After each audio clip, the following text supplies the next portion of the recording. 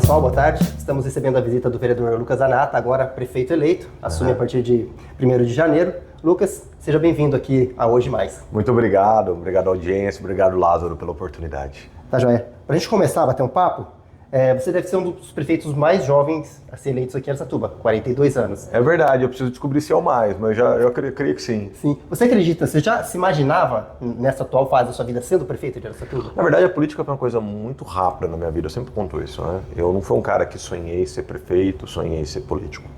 Você veja para o vereador, meu primeiro mandato, a decisão entre ser candidato e ser eleito foi de meses. Eu decidi em março, fui eleito em outubro. Foi uma coisa assim, surpreendente para nós. Até o modelo eleitoral da época, né, é um momento interessante do Brasil, que era a transição, né, foi o impeachment da Dilma, Michel Temer no governo, o início da direita, né, começando ali a ser construída. E aí eu comecei ali como uma surpresa para muitos, fui depois candidato a deputado e carrego com muito orgulho ser o candidato mais votado da região. De todos os candidatos da região de Araçatuba, eu sou o mais votado. É pra você ver como a gente carece ainda de deputado, né? Mesmo mais votado, não tem a cadeira. E aí a questão de prefeito aconteceu logo depois, porque eu fiz a campanha para deputado querendo ser deputado. E aí quando começaram, não, agora você vai ser prefeito. Por quê? Por causa da questão de Araçatuba ser uma cidade da direita, eu ser um direitista, conservador, a questão de ciclos, que nós entendemos, e uma proposta política que eu acho que nós já nos caracterizamos pela campanha em si, como ela foi feita. Mas eu demorei para assimilar isso. Minha esposa é testemunha disso, porque ela me acompanha em tudo. Então, assim, eu demorei um pouco para assimilar, porque é uma grande responsabilidade, né? Então, assim, eu brinco com as pessoas. Não é que eu brinco, não, eu falo assim, olha, não é realização de sonho. É cumprimento de uma convocação, de uma proposta, de uma responsabilidade. Então, lógico, depois começa a entender, imaginar, mas eu levei um período para poder assimilar essa possibilidade. Imagino. E quando foi que você percebeu, assim, durante a campanha, falou, acho que dá pra gente conseguir? Porque, assim, nas pesquisas que a gente fala, a gente tem as pesquisas que foi divulgado, né? A gente percebia já no começo que você estava um pouco atrás, depois apareceu a sua pesquisa, você já subiu, conseguiu, na sua você já tinha ultrapassado, mas estava entre o Borella, as outras duas falavam que era o Borella ou que era o Fornari. Quando você falou, não, eu acho que dá pra gente conseguir levar essa eleição? Na verdade é o seguinte, nós sabíamos que as pesquisas que eles estavam apresentando eram falsas. Vou ser bem direto para você, tá? Pessoal, você virou no último, um cara ontem falou, você virou nos 45 do segundo tempo. Eu falei, não virei, a gente estava com pesquisa, a gente sabia. Nós tínhamos tanto pesquisas internas, como depois nós contratamos um instituto de peso. E sabíamos o que estava acontecendo. Outra coisa, a rua fala. Então você anda na rua, você conversa com as pessoas. E quando você vê pessoas que não é do seu convívio e que não tem nenhuma relação política com você, e ela está fazendo campanha, ela está com um grupo, você chega nos lugares, você percebe a relação das pessoas. Pô, nós abrimos um grupo lá, um amigo meu abriu um grupo de WhatsApp para poder movimentar apoiadores. Pô, foi por 800 pessoas. Assim, de uma hora para outra. Então, assim, tudo isso são termômetros. Então, mas nós sabíamos que nós precisávamos de uma pesquisa com credibilidade. Eu brinco, nós contratamos uma pesquisa, nós não compramos, que foi bem diferente. Então nós já tínhamos o resultado ali, da primeira com a Veritá, porque a Veritá já estava trabalhando com o Pablo Marçal. É interessante que aconteça a mesma coisa em Rio Preto. Isso. A mesma coisa. Pela TV. Então, aquilo já nos dava um direcionamento do que estava acontecendo. E quando nós tivemos a primeira, que eu estava a um ponto à frente, na estimulada, eu falei, cara, se nós estamos nesse momento, onde eles estão investindo nessa pesquisa falsa, tudo que eles podem, né, e fizeram toda uma campanha pesada, e nós com recurso reduzido, sabendo assim, eu sou um lutador com menos força, então eu não posso sair trocando soco no início da luta. Reservar, né? Eu tenho que reservar para o cara cansar um pouco. Então, nós tínhamos essa noção, entendeu? Nós não fomos pegos de surpresa. Não adianta ser aqui hipócrita e falar, puxa, eu não imaginava. Isso é mentira. Mas nós vimos a evolução real, tanto que nós tivemos até na última semana a pesquisa Veritá e você vê que ela bateu dentro da margem de erro. Sim. Outra coisa que ela mostrou interessante, né? Que eu tive 65% dos votos dos jovens. E também isso é significativo. Por quê? Porque o jovem não é dado a esse tipo de influência. Porque qual foi a tentativa deles? De influenciar. De influenciar. E eu cantei essa bola 3 meses antes, até a minha equipe pode confirmar isso. eles vão soltar umas pesquisas com essa colocação. Justamente para tentar... Como eles não podem me chamar de corrupto, porque isso não é colar, eu falo que o Lucas é corrupto. Da onde, irmão? Você tirou da onde esse coelho da cartola agora? Então, qual foi o pensamento deles? Descredibilizar o potencial. Certo. Né? Tanto que tratavam como se fosse uma carta fora do baralho. Porém, os dois sabiam. Então, mas isso que eu estranhei, porque até próprio no debate, né? Eles se batiam e deixavam você. Falei, mas isso é justamente essa... para solidificar o sentimento. Ah, certo. Entendeu? Porque a pessoa vai olhar e falar isso, pô. Tanto é verdade que eles estão... Sim. Porque o que ele iria falar ao meu respeito? Para poder denigrir a minha imagem, para poder... Nada. Tem que fazer. Então teria que ser um debate de ideias, aí ia ficar difícil. Certo. Então, não, escanteia ele, até porque eu tinha o que falar, eu tinha o que apontar. Então isso foi uma estratégia até que lógica, você pensar, apesar de ser mentirosa. Então, assim, nós não fomos pegos de surpresa, não fomos surpreendidos. Porém, também no dia você dá aquela frio na barriga, né? Sim. E aí, a hora que começamos a receber os boletins de urna, aí veio a se confirmar tudo que... A tendência é que... Na hora que chegou os boletins de urna, porque assim, ele estava ganhando em muitas escolas. Sim. Muitas escolas. Então isso mexeu. Se eu não me engano, no IE, por exemplo, acho que eu ganhei em todas as salas. Certo. E aí veio confirmando o que a gente imaginava, o ganho que nós tivemos nos bairros, que é outra coisa que pegou eles de surpresa. Porque a gente tem... imagina que não seja, o público seja outro, né? E você vê que interessante, né? Como nós somos bem. Sim. Então isso tudo tem uma razão, isso não foi à toa. Então, assim, para nós, assim, foi tudo vindo uma confirmação e a estratégia foi essa, foi levantar a campanha nos últimos dias. Nós sabíamos do nosso tamanho, por isso que nós entendemos como que nós íamos lutar. Tá certo. A hora que eu falei que eu faria uma entrevista com você, até brinquei com um amigo da academia, ele é da direita, ele falou assim, pergunta pra ele vai manter a promessa que ele falou que não vai ter barganha? Quero saber se ele vai manter. É isso mesmo. Com então certeza, não vai ter. sim. Tanto que, assim, eu faço uma conexão, Lázaro. Você só consegue ter um mandato livre se você teve uma campanha livre. Lógico que alguém pode se corromper tendo uma campanha livre, tá? Infelizmente, lógico que isso é possível. Mas eu tenho por certo que essa é a nossa força.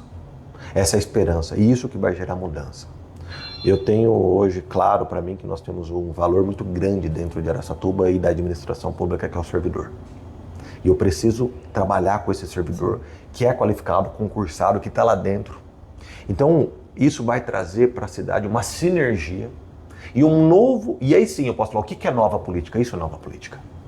A nova política é você poder produzir por meritocracia, é as pessoas, cada uma estar com as suas responsabilidades atendidas. Exemplo, a pergunta é, por que um vereador quer um cargo no executivo? Por que o vereador quer indicar uma FG, que é a função gratificada, para um servidor do executivo? Qual que é a razão disso? Isso é desvio de função e muito mais.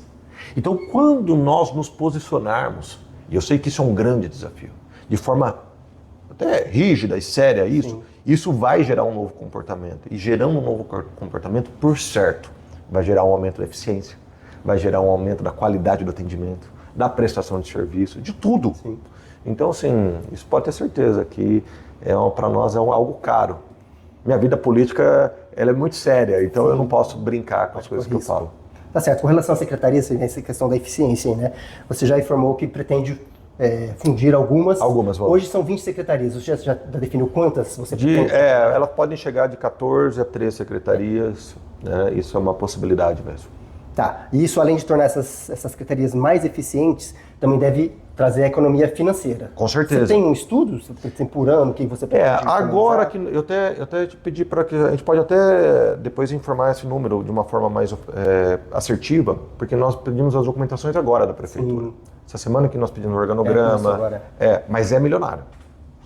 Não é um valor pequeno, com certeza não é. Mas não é só isso. O valor, por mais que possa ser impressionante, eu acredito que o grande ganho vai ser na qualificação do serviço. Então, eu vejo assim que quando a política age por interesses partidários, a qualidade cai muito.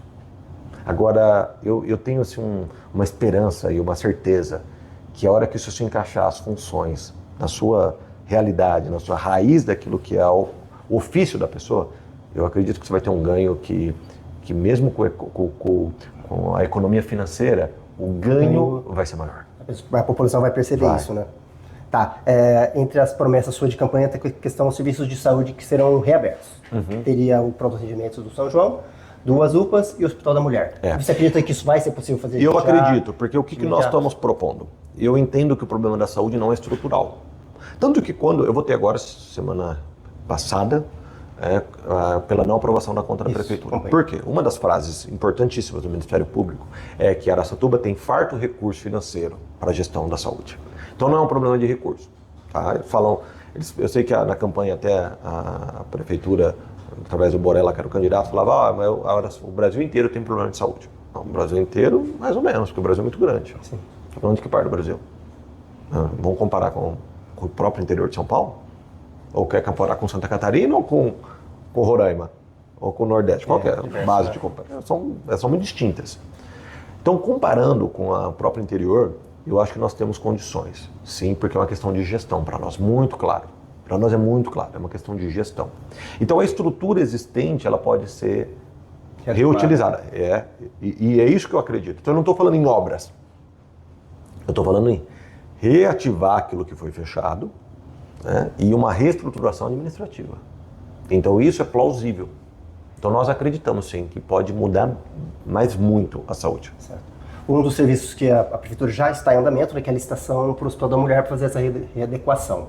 Você vai pegar isso andando. Qual que é a sua ideia? Se eu pegar andando, eu vou ter que gerir, mas não é, na nossa opinião não é a melhor opção, tá? Porque ali é uma estrutura hospitalar. Parece que não, mas tem diferença. Sim.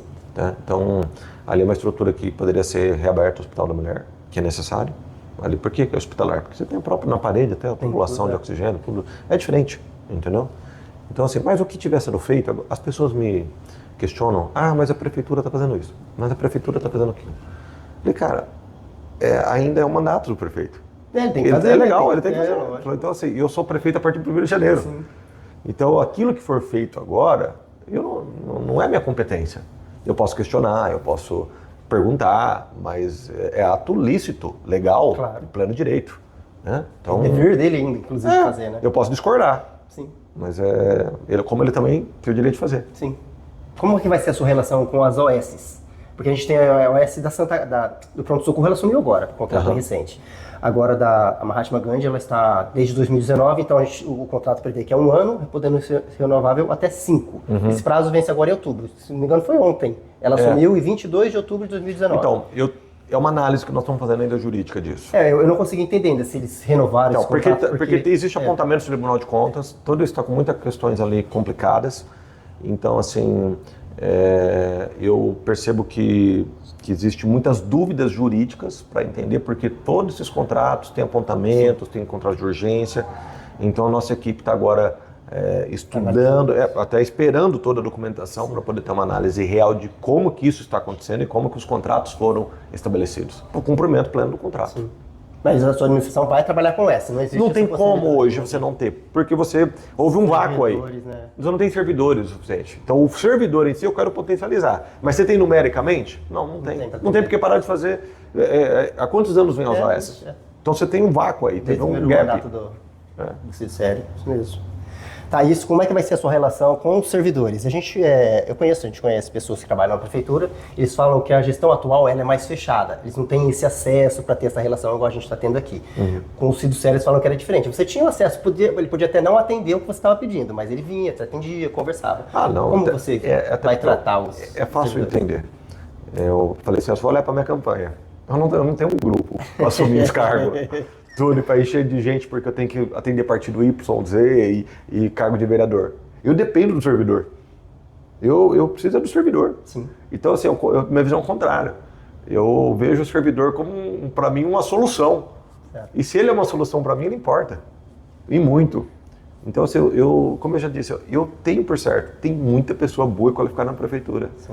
E eu quero trabalhar junto com eles, eu quero valorizá-los, eu quero poder deixar um legado, porque na melhor das hipóteses eu tenho de 4 a 8 anos. Pensando assim, qual que é a melhor das hipóteses? Claro. E eles vão ficar até a aposentadoria. Então eles são eles que carregam o piano, eles que são o motor de longa vida, entendeu? Tá certo. E com relação à sua vice, o único candidato é vice-mulher, Como é que você vê ela na sua administração? Não, legal isso aí, porque é o seguinte, a direita conservadora, machista, que teve uma mulher, né, como candidata. E ela é fenomenal. A Maria Eunice é fenomenal. Ela representa o que nós pensamos. Primeiro, ela é extremamente qualificada. Cara, ela tem 7 cursos superior. Sim. É uma mulher que veio da pobreza. Então, começou a trabalhar como doméstica com 8 anos de idade. Foi se alfabetizar mais tarde. Terminou a alfabetização já casada. Se forma em Direito com 48 anos de idade. Isso tem mais 5 pós-graduação de Direito, tem curso técnico. É, uma pessoa fenomenal e toda a experiência que ela teve tanto no fórum, que ela aposenta diretora do fórum, certo. E ela, o trabalho social dela pela pastoral, na Santa Casa. Então a Maria Eunice, ela tem um know-how, ela tem um conhecimento. Primeiro que ela é uma pessoa extremamente simpática e doce. Uma pessoa que tem um padrão moral que assim... que nos motiva, que eu me sinto seguro, né, com a conduta, com a vida dela, com os valores dela. E terceiro, ela é muito técnica. Sim. Então a Maria Eunice é uma pessoa que ela tem condições de assumir e participar de assuntos técnicos, de pautas jurídicas, de pautas da saúde, porque ela conhece. Então, é engraçado porque quando eu a convidei, houve muita crítica do meio político, mas como assim? Não, mulher? Não, quem que é ela? Tal. Eu falei, vocês vão ver. Então, assim, a Maria Eunice ela é fundamental e ela representa o que nós pensamos. Certo. Vocês estão discutindo agora a montagem da equipe de governo. Existe a possibilidade dela assumir a secretaria? Não, ela vai ser... Eu não sei. Não existe nenhum empecilho e nenhuma decisão. Porque ela é técnica, mas talvez a gente tendo uma pessoa também técnica junto, são duas. Sim. Porque ela já é vice. Ela já está lá. Sim. E ela vai trabalhar. A Maria Eunice não é uma vice... que veio só para figurar, né? Não. Ela, pelo contrário. Como eu a conheço, cara, ela é porreta. Ela é daquelas ponta firme. Certo. Então, pode ser. É uma decisão ela vai ser muito mais qualitativa, técnica, que ela tem condições. Mas, ao mesmo tempo, pode ser necessário ter mais braço técnico e ela tocar como vice mesmo. Não tem empecilhos. Tá certo. Eu estive na APAS, inclusive, falou sim. Isso, o diretor lá na ocasião, ele falou que está te entregando a cidade pronta para o desenvolvimento. Ótimo. Ele fala da infraestrutura que foi feita. Sim. Você tem essa visão também? Existe alguma coisa, tipo parte estrutural, que você acha que tem que ser feita? Não, que você pretende obras têm que ser feitas. Eu acho que o diretor fez isso. Essa é uma questão que é indiscutível. Tá? Eu também não posso ser hipócrita. Então, isso foi uma questão... Tem algumas críticas pontuais, a coisas que devem ser feitas, mas assim, não estou falando de uma cidade destruída. Né? Então, eu tenho algumas dúvidas que eu tenho em relação à obra da Pompeu, na questão estrutural dela, preciso ver e, se for o caso, sanar isso. Certo. Tem a questão da Caran-Rezec, que na minha opinião não deveria ser autorizado os bairros sem que houvesse infraestrutura de vias, mas isso feito, né? Que vai ter que ser feito, a obra da João Roda Brasil, que eu acho ela extremamente pertinente e necessária. Então, assim, eu acho que Araçatuba está no ponto de um novo momento. Eu tenho muito orgulho de estar nessa condição. Eu estou realmente animado, eu estou assim, esperançoso de que nós vamos viabilizar, através do modelo político que nós acreditamos, esse crescimento tão esperado. Porque Araçatuba é uma cidade pujante, especial, de povo trabalhador. E eu acho que ela está no ponto agora para isso. Tá certo. Falando ainda nisso, com relação a investimentos, um dos aliados políticos seu, Ricardo Salles, que já destinou 15 milhões para a Santa Casa. Vocês já têm tratativas com ele para estar trazendo verbas? Porque muitos desses investimentos o município não tem condição de fazer. Uhum. Você já está tratando com ele para trazer verbas para fazer esses investimentos? Na verdade, mais ainda. Né? O Salles é um amigo, um cara que nós passamos a ter uma boa amizade. Sim. Conversei muito a respeito disso e vejo com muito bons olhos, tanto com o Marcos Pontes, senador, até porque o senador veio aqui me apoiar, cara. Uma coisa assim que é forte. Claro. Nós estamos falando de um senador da República que eu não me lembro de outro ter vindo assim, nessa condição. Eu conversei muito com o Eduardo Bolsonaro sobre isso. E hoje eu estou num momento muito bom com o PL, que é a maior bancada, tanto na LESP como também no Congresso Nacional. E conversei também com o Carteiro Reaça e com o Lucas Bob, que são da LESP, e todos eles falaram, cara, agora é o momento que nós vamos te ajudar. E também tem uma boa relação com o governador, sim, Tarcísio, né? Até o dia que eu encontrei o Bolsonaro em Brasília, encontrei ele sem querer no gabinete. E ele foi muito solícito, muito atencioso, até porque nós fizemos uma campanha junto. Então eu acredito sim, e vejo deles uma intenção muito grande. Porém, ainda não sentei com eles. Por quê? Porque eles estão no segundo turno. em várias cidades. Certo. Até conversei esses dias com o assessor do Tarcísio sobre isso. Então eu estou aqui num momento de transição e eles estão vivendo o segundo turno. Então, passado isso, nós vamos já tratar, mas todos foram, cara, pode contar conosco, porque vai ser um momento que, principalmente a bancada do PL, o presidente da Lesp também me ligou, o André do Prado, que é do PL. Então, essa questão, eu estou muito animado pela própria fala deles, pela própria expectativa do PL em relação a Araçatuba e o impacto que isso vai ter na região. Pra gente finalizando já, fala um pouquinho de trânsito. Tem agora a questão da Zona Azul, encerrou o contrato. Você tem já, a pessoa que está estudando, o que você pretende fazer? A prefeitura já informou que depende de vocês, não sabe se faz o chamamento ou se aguarda para sua gestão. Vocês já estão nessa tratativa? Na verdade, eu estou agora aguardando, falei hoje com o pessoal do comércio. Falei, e aí, como é que está essa história? Porque eu sei que tem uma relação de amor e ódio, né? Sim. Por um lado, a Zona Azul ela é um remédio, precisa ter. ela é necessária. Ao mesmo tempo, eu tenho gente falando, como é que o comércio está sentindo? Não, o comércio está adaptando, como é que a Santa... Se houver uma adaptação, para mim não faz, assim, eu não quero impor. Mas se for necessário, sim, também não tem dificuldade até de propor que alguma instituição toque, que eu sei que eu desejo de muitas pessoas isso. Precisamos ver quais estão dispostas a isso. Então eu estou no momento agora de receber feedback dos interessados. O hospital tem interesse, não porque não é a estrutura do hospital, até porque as pessoas vieram falar comigo, mas eu sou contra ter em torno do hospital. Falei, o problema é que os próprios empresários em torno do hospital me falaram, Zanata, meu funcionário vai parar o carro aqui e vai ficar o dia inteiro. Então, o paciente, o cliente não vai conseguir parar. Sim. Então não é simples assim, você não está abrindo vaga. Pelo contrário, talvez você esteja bloqueando. Agora, se houver um entendimento, um feedback de que isso deu certo, eu posso ficar surpreso e eu vou pelo aquilo que der certo. Então nós estamos num momento agora de observar. Tá certo. Ainda com relação ao trânsito, a gente tem tido vários acidentes, infelizmente, né? Várias pessoas perdendo a vida. A gente recebe reclamações, estão construindo muita lombada. Um fala muita lombada, outro fala, vai ter um técnico para trabalhar? Vai. E uma coisa que nós queremos trabalhar é educação de trânsito. A Araçatuba não tem educação. O araçatubense, ele assim, infelizmente, ele tem ainda uma dificuldade muito grande de se comportar no trânsito. Exemplo, seta. Então eu tenho interesse de fazer uma campanha para as pessoas, olha, seta. Sim. Isso evitaria muito o transtorno. A questão até de como lidar com a preferência. Com o pare. Tem local que as pessoas nos cobram, olha, aqui tem acidente. Mas o pare tá aqui, pô. Pois é. Essa semana passada teve um acidente com um ônibus inclusive da prefeitura e uma bis, aí a pessoa falou assim pra mim, lá é muito confuso, tem pare pra todo mundo, e tem você falando, peraí, só parar. Pare ou é porque... Então é um problema ainda que nós temos que lidar, porque assim, existe também uma grande irresponsabilidade de muitos condutores. Sim. E talvez até porque falte uma campanha de educação de trânsito. Então nós vamos estudar, vai sim ter uma pessoa técnica, nós estamos até conversando já com uma pessoa que tem conhecimento da área, tem cursos a respeito, né? E a intenção é resolver, sabendo que a Araçatuba tem um problema estrutural, viu, Lázaro? Não é fácil, principalmente a região do centro, porque ali são ruas que você não tem como desfazer. Tem que fazer. E elas são realmente um funil. Funil porque eu falo, a praça... Desloca tudo na praça. Você não cruza a Araçatuba em linha reta. Eu que sou de fora, eu já várias vezes me perdi quando eu vim para falar, gente, onde eu tô? Araçatuba não é uma cidade fácil de transitar. Mas nós vamos sim trabalhar porque nós sabemos da demanda. Tá certo, só para a gente finalizar agora, o que a população de Araçatuba pode esperar da cidade nos próximos 4 anos? Olha, eu acredito que vai ser um momento de prosperidade para a cidade, porque nós vamos colocar em plano e vamos nos comportar como nós falamos na campanha. Então, tudo que foi dito na campanha, o que nós acreditamos, os nossos valores, que nós ali, nos momentos difíceis, fomos sempre assim, claros e convictos do que nós acreditamos, que é o quê? Uma nova política. Só que a palavra nova política, eu sei que muitas vezes ela ficou muito abstrata, porque todo mundo se disse novo. O que é novo?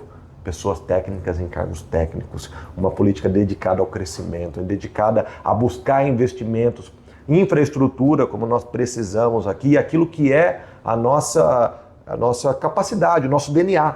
Nós temos várias potenciais na cidade, desde a área econômica, a área de saúde, e elas precisam ser atendidas por uma estrutura pública do município que dê condições. O município não faz tudo, mas ele cria condições, e nós queremos criar condições em todas essas áreas, no turismo, no meio ambiente, porque é possível. Então, essa estrutura sem conchavos políticos, sem trocas de cargo em troca de apoio, vocês não têm ideia do reflexo técnico que vai trazer e na qualidade de vida das pessoas. Então contem com isso e vai ser assim, vai ser interessante.